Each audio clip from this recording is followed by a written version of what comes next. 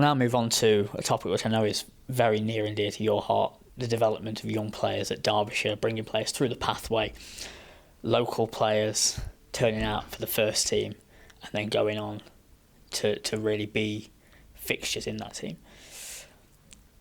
From a board point of view, when you're putting together a cricket strategy, how important is the development of young players? It's critically important. I mean, the direction of travel, even more so now with the CPA agreement that's going to come in this next cycle, is more leaning towards developing England homegrown players that go on. And again, it's not a metric that we perform particularly well at. Irony is on the women's side, where we don't get any sort of recognition or remuneration from in the same fashion. We have been exceptional, really, and we will be leading on that side. But on the men's side, unfortunately, not so. But what excites me now is we seem to be coming onto a really healthy point of the cycle. Harry is obviously a really exciting, a generational type talent that we've not had for a long time. He's got to stay fit. He's going to have his ups and downs.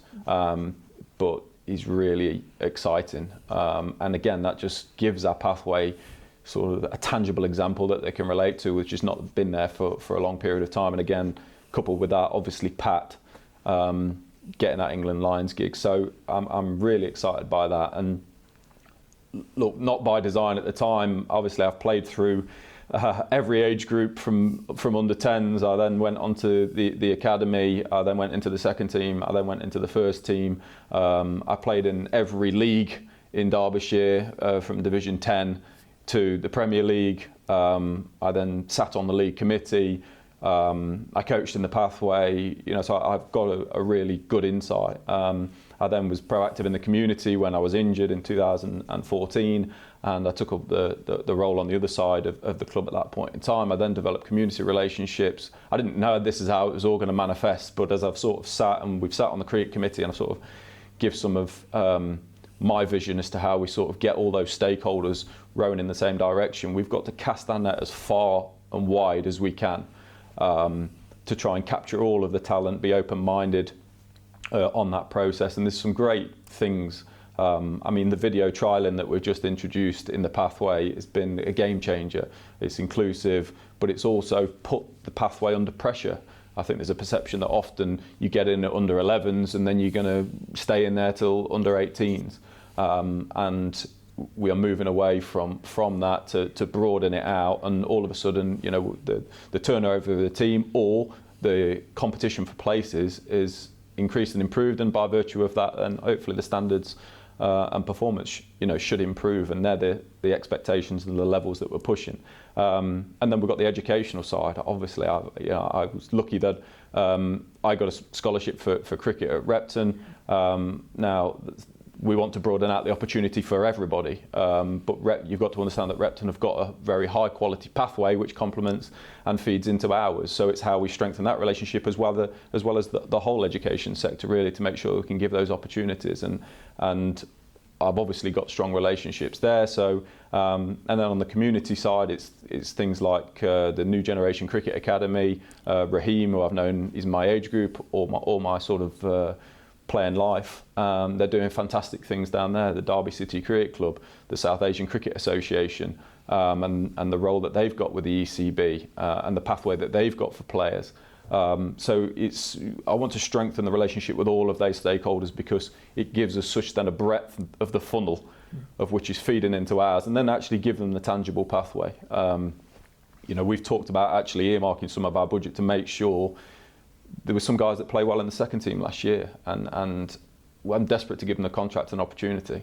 But the way that the budget was, and the squad and the turnover, just didn't allow for it. And then you're begging patience from those guys, and other counties can come in and sort of take the opportunity or give them the opportunity. But all I want to say is that we're thinking right down to that level. I mean, Darren Smith has come on, as the academy director into the cricket committee now. And he's come on for one meeting, and his contribution was amazing. I was really encouraged by it, and my head just started, spinning to say, well, this is how we've got to join all of these pieces together. These are the pieces of the jigsaw, and if we can get them rowing in the same direction, all with the same common goal. You know, the leagues, when I think about the experience of Tom Wood coming through the leagues, of Matt Lineker coming through the leagues, you know, at the end of the day, everybody has the aspiration, hopefully, that are playing cricket on a Saturday to want to play professional cricket and get the contract with, you know, with Derbyshire. So, you know, that's what makes the, you know, the pyramid, and we've just got to join that pyramid up. You know, really, sometimes the league or the board can be pointing fingers at each other, and actually reality was never that from my experience. I think everybody wants to see Derbyshire do well, and you know, that's really what excites me, because I think if we can reach out to all these guys and show the role that they're playing at the end of the day, because that's, you know, we only improve and we only improve the elite side by continuing to, you know, to fill the funnel, really, you know, from the top or the bottom, however you look at it. So I'm really excited by that, and some of the youngsters that we've got coming through, you know, some names, the likes of, you know, Theo Brown, that are coming through on the academy, and we're really looking down now to say, well, actually, what is the potential of these guys? And it's really encouraging. But actually, then, what are we missing in the academy? You know, what skill sets are we missing? Now, I think it's been done in the past. There's no doubt, if you've got 2 wicket keepers or you've got 2 left-arm spinners, yes, you want the competition, but if there's a growth trajectory for that player, then actually, well, what are we missing? You know, do we proactively need to go out and find an orthodox spinner? Do we need to go and find a slow left-arm bowler? Are we lacking a left-handed opening batter? You know, and I think we'll continue to build that out, strengthen that pipeline, and hopefully then let it reflect itself as they develop. They go on to play under 19 representative cricket, hopefully, and then look, you know, towards a similar path to what Harry and Pat are doing at the moment. And then that's how it just becomes a great sort of upward sort of trajectory of growth for the club, because we've then got guys on the verge of playing for England. We get paid better for that. The PRFP payments are better for that. The budget then increases. You know, so it's been a trough, but we're trying our best within the means that we have to, you know, to get ourselves out of that. And ultimately, it's going to be a long road to doing that. I think we need stability. We need the sustainability of it. You know, there'll be ups and downs in terms of performance, but you know, it is a long journey to achieve that, and I think we've got to take people on that journey. Look, fans love seeing a young guy come in and perform, and they can get behind that. We know that if there's a guy who's being overpaid or just looks like he's coming, he's not got the affinity to Derbyshire, how that can get criticised. So it's you know, it is the balance of all of those things, but there is a willingness to try and really get this right. And only from my experience can I say that the cricket committee has been honest, robust, you know, and I'm excited by the work that we are doing. But just stay with us on the journey effectively, and hopefully we can continue to give insight as we go along from here. And I suppose the big thing to reinforce well is that Mickey is on board with that as well. It's, you know, I suppose every academy in the country will have a desire to want to develop the best players and get them in the first team, and every club in the country would love to have 11 academy players playing in the first team. That's an impossible reality. But what we have seen in recent years is Mickey willing to trust young players, even going back to his first season with Sam Connors. He made Sam Connors the spearhead of the attack. And then you look back to last summer, Yusuf bin Naeem playing for the first team, Harry Moore getting a run of red ball games at the end of the season. There is a desire to blood young players in the first team and to develop players for Derbyshire at all levels, aren't there? Absolutely, yeah. And you know, we're just trying to create the best world-class cricket programme that we can within, you know, the means that we have. And as said, Darren filters into that. The cricket board filters into that. I think it's they're all trying to achieve the same thing, and actually we are aligned now. What I'm trying to do is align all of those parties so that route is there, and we're getting the best out, and everybody can have input, you know, because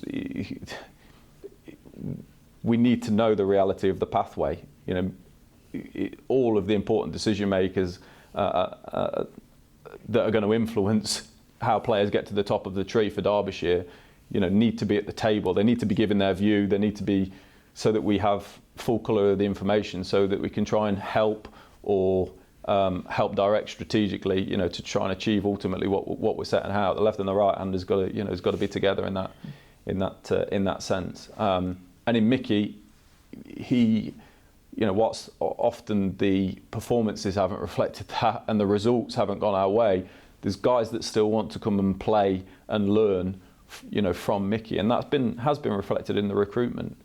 Because again, when you finish bottom of the league, you're not selling the best sort of opportunity at that point in time. But players see what we're trying to do; they see and feel what I'm trying to explain and give some insight here too. And as such, the likes of Martin Anderson and those sort of domestic recruits and some of the guys that we are trying to earmark, for next year in terms of potential opportunities, if they arise, that work is already being done to help shape the team, in line with exactly what we're talking about, really. Developing the team from here on in, blooding our own youngsters, giving them the opportunity and then augmenting it with quality players, in and around that where we can. Yeah, and one really exciting development ahead of 2025 is the new women's domestic structure. Derbyshire have gone in at Tier 2. One of only 2 counties, I believe, who didn't go for a Tier 1 bid. Would you just like to explain the reasoning behind that and the thinking moving into the Tier 2 bid being successful? Look, it's a fantastic thing, and the growth of the women's game, with 100 has been, fantastic, and we are absolutely in support of the development of the women's game. And but the reality was that if we just pragmatically, it didn't work for us to go for a Tier 1 bid. Obviously, we've supported the Blaze, which have been based at Nottinghamshire, and that worked well. I think the relationship with Leicestershire and Derbyshire supporting the Blaze over at Nottinghamshire was a good relationship. And as said, when we did the numbers, it would have been costing the club too much to bid for the Tier 1 status. And as such, then Tier 1 was a much more sensible decision for us. And obviously, we've had success. We had a great success last year with the women win the T20 title. And John Dyson and the Cricket Derbyshire Foundation have done a fantastic job with the pathway. And now, obviously, that's transitioned across to the county club, as John as the head coach. So that's sort of the step change that's happened in line with getting the Tier 2 status. When we spoke to the ECB about that, they praised us on the fact that we had taken that approach. There was lots of people that I think optically felt like they needed to go for a Tier 1, hoping that they didn't get it. And I think that may play out as we roll forward. I think we actually got criticised in the press, ironically, for going for Tier 2. We are absolutely 100% in support of the women's growth game, and as said, we've been highly successful in terms of the likes of Danny Wyatt and Georgie Elwis when I was on the academy, and they were there, and then Sarah and Bess, in terms of the current England team. So and again, for those girls that are in the pathway now, the Derbyshire Association, those girls have come through our pathway, and it just gives them that sort of tangible example and role model that they can look up to, saying, well, can I be the next one, basically. So we're really excited about that. We're bringing on a women and girls Ned onto the board. So whilst obviously I'm sort of responsible for the men's cricket side, there was somebody coming on to head that up. And obviously there's a bit more of a clean piece of paper, I suppose, in that to try and influence it. And there's going to be lots of things. Obviously, it's a new way of sort of players can move through the tiers. I think you can sort of develop a player and then they go up into the Tier 1, and it'd be interesting to see how that sort of ends up, really, because you want the recognition and you sort of don't want to lose them, but you don't want to stymie their progression, I suppose, and some that are going to be moving up and down, really. So it'll be fascinating to see how it develops, and I'm really excited by that, and there couldn't be more support, as said, really. So watch this space, and hopefully we can get another title next year and continue to push. And on that as well, we've discussed Harry and Pat on the men's side of things, but you mentioned those names there. Danny Wyatt, Georgia Elwis, Sarah Glenn, Bessie, even now Maria Andrews, who's around the England under-19s World Cup squad as a travelling reserve. There are examples of women and girls players who can come through the Derbyshire system and get to the very top of the game, and that's something we really want to accentuate. Yeah, absolutely. As I said before, whilst you know, we've got the tier status. If we had the equivalent sort of PRFP model on the women's game, then we would be right up there. I suppose that's the slight frustration, you know, on the cricketing side. But yeah, I think it's really exciting, and it's a credit to the pathway. It's a credit to the work that the Cricket Derbyshire Foundation have done in terms of looking after that, and we've got to continue that now. We've got to continue to professionalise it. The standards have obviously gone up, you know, a lot. And I'm just really excited for as it's critically important part, you know, of the next sort of few years of the cricket strategy and beyond, really. And yeah, just watch this space and come down and support them. At the end of the day, there's lots of great opportunities, and for any, you know, female leaders in the city, or anybody who's just interested in cricket, really, the best thing that you can come down is support. Show an interest, or bring your young daughter down. I'll definitely, you know, I've got a young daughter, and I'll be bringing her down to come and watch, and hopefully one day she can be out there wearing a Derbyshire shirt herself.